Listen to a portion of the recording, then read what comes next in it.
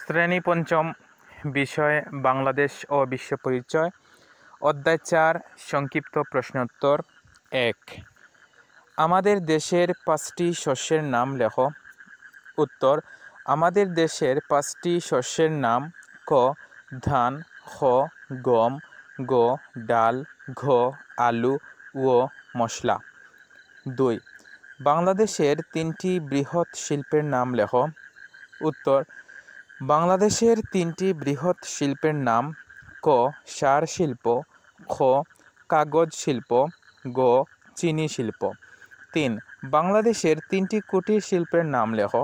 উত্তর: বাংলাদেশের 3টি কুটির শিল্পের নাম: ক কাঁসা শিল্প, খ মৃৎ শিল্প, গ বাঁশ-বেত শিল্প।